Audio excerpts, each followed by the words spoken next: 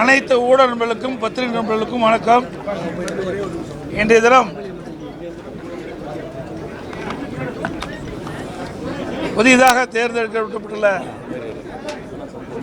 அரசு நம்பிக்கை கோரும் தீர்மானத்தை முன்மொழிந்தார்கள்.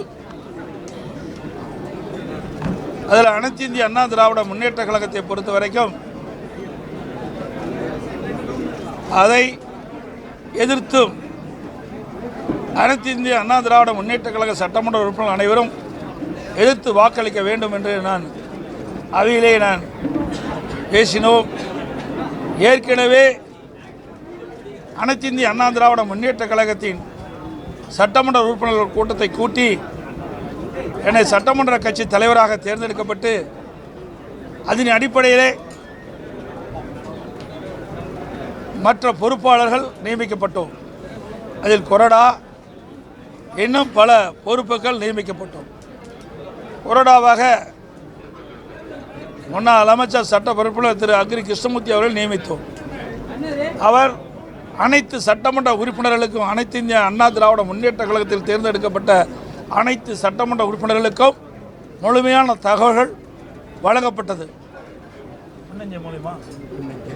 மின்னஞ்சல், பதிவு தபால், இமெயில், SMS போன்ற மூலமாக தகவல் கொடுக்கப்பட்டது. ஆனால் ஒரு சிலர் முன்னாள் அமைச்சர்கள் சட்டமன்ற உறுப்பினராக தேர்ந்தெடுக்கப்பட்டு அனைத்து இந்திய அண்ணா திராவிட முன்னேற்ற கழக துரோகம் விளைவிக்கின்ற விதமாக நேற்றைய தினம் அறிவிப்பை வெளியிட்டார்கள். அனைத்து இந்திய அண்ணா திராவிட முன்னேற்ற கழகம்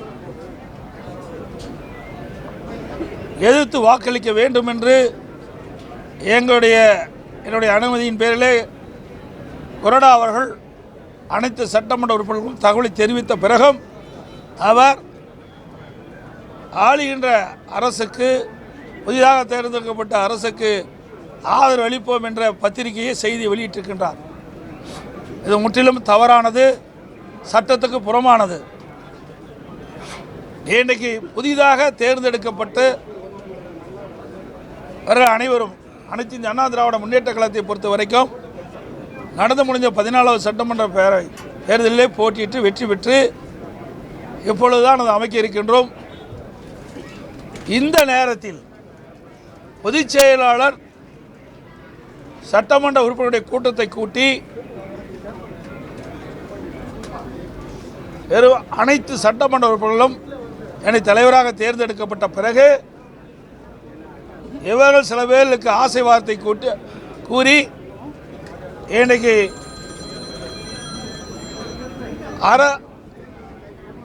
தமிழக வெற்றி கழக தலைமையில் ஆட்சி அமைக்கப்பட்டுகின்றது.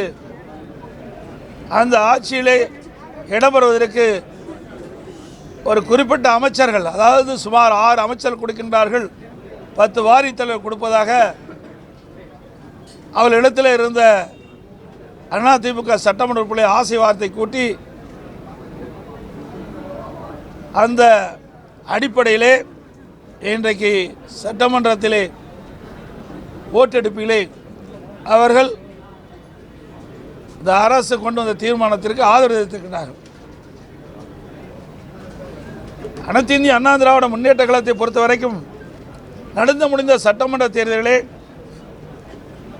2011 2021 வரை அனைத்து இந்திய அண்ணா திராவிட முன்னேற்ற கழக ஆட்சியிலே செய்த சாதனைகளை சொல்லியும் எங்களுடைய இதயம் புரட்சித் தலைவர் எம்ஜிஆர், இதயம் புரட்சித் தலைவர் அம்மாவுடைய பெயரை சொல்லித்தான் வாக்குகளை கேட்டு இரட்டலை சின்னத்திலே போட்டியிட்டு வெற்றி பெற்றவர்கள் 47 பேரும். அதையெல்லாம் மறந்து இரவுபகல் மாறாமல் எங்களுடைய தலைமையுடைய உத்தரவுக்கு பேரிலே கழகத்தினுடைய தொண்டர்கள், நிர்வாகிகள், கூட்டணி கட்சி தலைவர் நிர்வாகிகள் தேர்தல் நேரத்தில் பிரச்சாரத்தை செய்து அதன் மூலமாகத்தான் அவர்கள் வெற்றி பெற்றிருக்கின்றார்கள். அப்படி வெற்றி பெற்ற கட்சிக்கு எங்களுடைய அனைத்து இந்திய அண்ணா திராவிட முன்னேற்ற கழகத்திற்கு விசுவாசமாக இல்லாமல் அடையாளம் காட்டப்பட்ட கட்சிக்கு துரோகம் விளைவித்தவர்கள் இவர்கள். இன்றைக்கு ஒவ்வொரு கட்சியும் ஒவ்வொரு சூழ்நிலையிலே வெற்றி பெறுவதும் வெற்றி வாய்ப்பு இழப்பதும் இயல்பானது ஒன்று தான். ஏதோ அனைத்து இந்திய அண்ணா திராவிட முன்னேற்ற கழகத்துக்கு மட்டும் நிகழ்ந்ததல்ல. 1991 திராவிட முன்னேற்ற கழகம் வரல, 1996 அதிமுக வரல, 2001 இன்றைக்கு அதிமுக ஆட்சி, 2006 திமுக ஆட்சி, இப்படி மாறி மாறி ஆட்சி வரும். இன்றைய தினம் இன்றைக்கு தமிழக வெற்றி கழகம் வெற்றி பெற்று ஆட்சி அமைச்சிருக்குது. இந்த சூழ்நிலையில் கூட அதிமுக 47 இடங்கள் வெற்றி பெற்று சொன்னால் இது மிகப்பெரிய வெற்றி. இன்றைக்கு கூட்டணி சார்பாக பார்க்கும்போது 6 இடங்கள் 53 இடங்கள் வெற்றி பெற்றுக்கிறோம். இந்த சூழ்நிலையில் வேண்டுமென்றே திட்டமிட்டு சில முன்னாள் அமைச்சர்கள் சட்டமன்ற உறுப்பினராகி அவருடைய ஆசைக்கு அமைச்சர் ஆக வேண்டும் ஆசைக்கு எங்களோடு நாங்கள் தலைமை அறிவிக்கப்பட்ட அதன் மூலமாக வெற்றி பெற்று வந்த சட்டமன்ற உறுப்பினர்கள் தவறான வழியிலே அழைத்து சென்றுகின்றார்கள். பொலிட்டிக்கல் பண்ணபடி இது உண்மையாலுமே சட்டத்துக்கு புறமானது, நீதிக்கு புறமானது. இன்றைய முதலமைச்சர் அவர்கள் தூய்மையான ஆட்சி நடத்த வேண்டும் என்று சொல்கிறார்.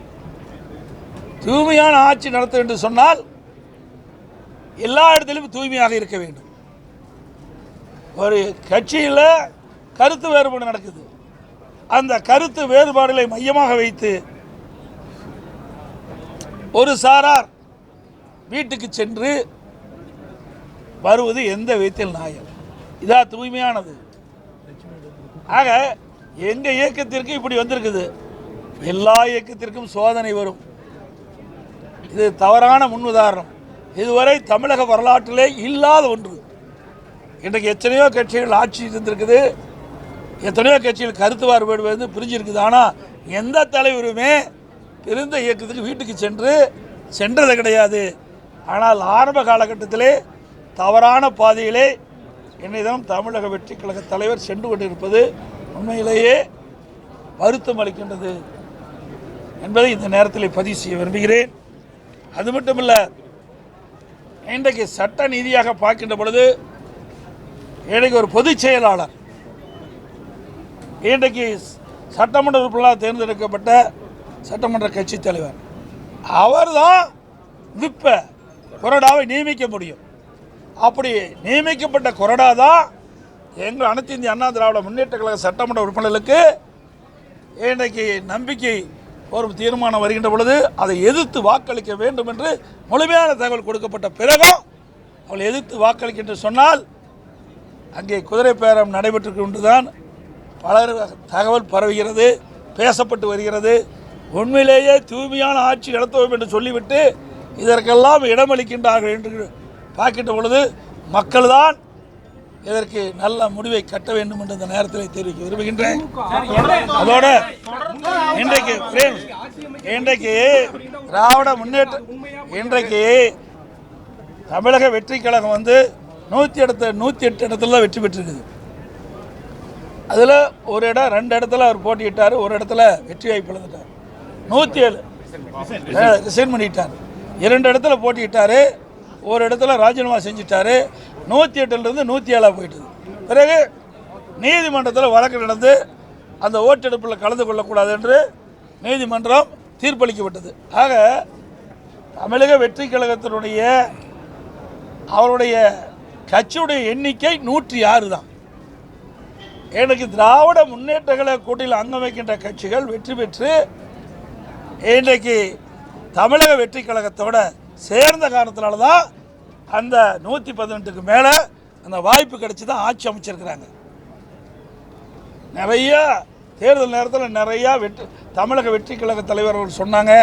அதன்படி எதுவுமே இதுவரைக்கும் நடைமுறையை பின்பற்றவில்லை என்பதுதான் யதார்த்தமான உண்மை. அதோட இன்றைக்கு தமிழகத்தில் 34% வாக்குகள் தான் பெற்றிருக்கிறாங்க. 66% பேர் இன்னும் எதிர்பார்த்தா இருக்கிறாங்க தமிழக வெற்றி கழகத்தில். இன்றைக்கு அனைத்து இந்திய அண்ணா திராவிட முன்னேற்ற கழகத்தை பொறுத்தவரை எங்களுடைய கூட்டணி 1,34,00,000 வாக்குகள் பெற்றிருக்குது. அதிமுக இன்றைக்கு அனைத்து இந்திய அண்ணா திராவிட முன்னேற்ற கழகத்தை பொறுத்த வரைக்கும் வலிமையான இயக்கம், அதிக உறுப்பினர்கள் கொண்ட இயக்கம்.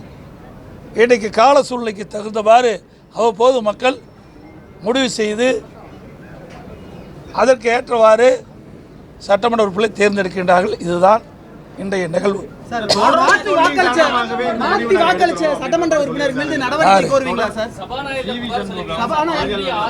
அவர் தொகுதியில் எத்தனை ஜெயிச்சு வந்திருக்காரு? அவரே போன தடவை தோத்து தானே போனார். இப்போ எங்கள் கட்சியை பொறுத்த வரைக்கும் அனைத்து இந்திய அண்ணா திராவிட முன்னேற்ற கழகத்தை பொறுத்த வரைக்கும் அனைத்து மாவட்ட சாடை கேட்டு அவருடைய விருப்பப்படி தான் நாங்கள் வேட்பாளரை தேர்வு செஞ்சோம். ஆனால் தனிப்பட்ட முறையில் வேலை செய்யலை. ஒவ்வொரு மாவட்ட கழக செயலும் உழைக்கின்றார்கள். அந்தந்த மாவட்ட செயலாளருக்கு தான் யார் வேட்பாளரை நிறுத்தினா வெற்றி பெறுவார்கள், யார் மக்கள் ஆதரவு தருவார்கள், யார் கட்சி நிர்வாகிகள் முழு ஒத்துழைப்பு தருவார்கள். அதன் அடிப்படையில் தான் தமிழ்நாடு முழுவதும் இருக்கின்ற 38 சென்னை உட்பட 38 மாவட்டங்களிலும் மாவட்ட கழக செயலாளர்கள் கொடுக்கப்பட்ட அதுதான் கொடுத்தோம். ஒரு 5% தான் அவள் கொடுப்பதிலே மாற்று கருத்து இருந்து மாற்றி கொடுத்த முடியும். மீதி எல்லாமே மாவட்ட செயலாளர் கொடுத்தது தான் கொடுத்துருக்குறோம். ஆனால் இது கொடுக்கல, தானாக கொடுக்கல. எங்கள் கட்சி பொறுத்த வரைக்கும் சமமாக கருதுகிறோம். எல்லாருக்கும் அதை மாவட்ட செயலாளரும் இதில் பங்கு பெற வேண்டும். எல்லா மாவட்ட செயலாளரும் உழைக்கிறாங்க. அவர் தானே கட்சி பணி ஆற்றிட்டு இருக்காங்க.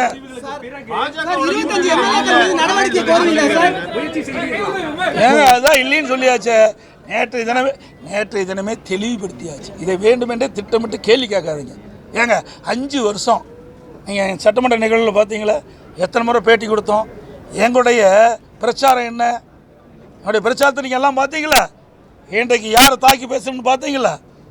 ஆக எங்களுடைய அனைத்து இந்திய அண்ணா திராவிட முன்னேற்ற கழகம் தோன்றியதே எதிர்ப்பில் தான் தோன்றுச்சு. அப்படி இருக்கும்போது நாங்கள் எப்படி செய்வோம்? அதுக்கு வேறு ஒன்றும் கிடைக்கல, வேறு எந்த ஒரு காரணமும் கிடைக்கல. இப்படி காரணத்தை சொல்லி மக்களிடத்தில் ஒரு தவறான செய்தி சொல்லி, நிர்வாகியிடத்தில் தவறான செய்தி சொல்லி அவர்கள் இந்த தமிழக வெற்றி கழக அமைச்சரவையில் இடம்பெற வேண்டும் என்ற ஆசையில் சொல்லுகின்ற வார்த்தை. அனைத்து இந்திய அண்ணா திராவிட முன்னேற்ற கழகத்தை பொறுத்த வரைக்கும் யாருடையும் நாங்கள் எங்களுடைய கூட்டணியை தவிர்த்து வேறு யாரிடையும் பேச்சுவார்த்தை நடத்தவில்லை. 100% திராவிட முன்னேற்ற பேச்சுவார்த்தை நடத்தவில்லை. அது அவர்களும் சொல்லிட்டாங்க, நாங்களும் சொல்லிட்டோம்.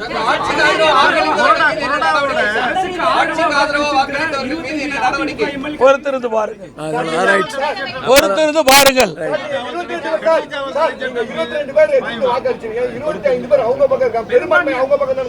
பெரும்பான்மை சிறுபான்மையில இல்ல, பொதுச் செயலாளர் தான். பொலிட்டிக்கல் பார்ட்டி தான். நீங்க பெரும்பான்மை சிறுபான்மை எல்லாம் சட்டமன்றம். அதாவது சட்டத்தில் இன்றைக்கு தாவாக இருக்குது.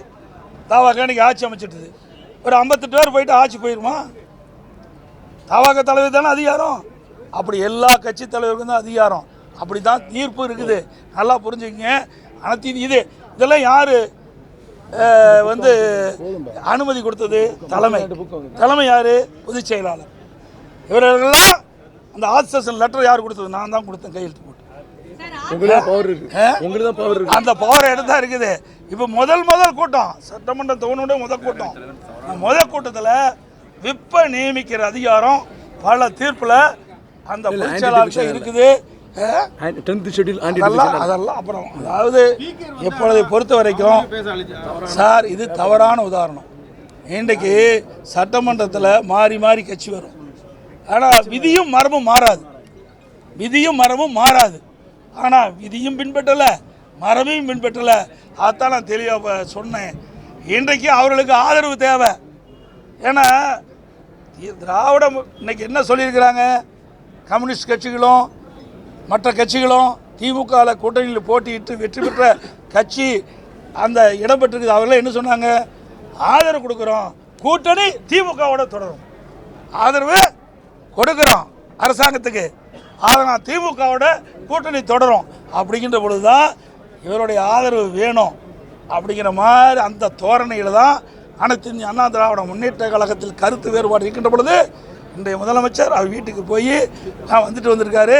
இன்றைக்கு இங்கே இருக்கிற ஒரு சில முன்னாள் அமைச்சர்கள் அவர்கள் சட்டமன்ற உறுப்பினராக தேர்ந்தெடுக்கப்பட்டு அவர்கள் ஆளுங்கட்சி அமைச்சரவை இடம்பெற என்ற ஆசையின் அடிப்படையில் இன்றைக்கு சென்றிருக்கின்றார்கள். இது முற்றிலும் தவறது. இன்றைக்கு மக்கள் மன்னிக்க மாட்டார்கள், கழக நிர்வாகிகள் தொண்டர்கள் மன்னிக்க மாட்டார்கள் என்பதை சொல்லி அனைத்து ஊடக நண்பர்களுக்கும் நன்றி, வணக்கம்.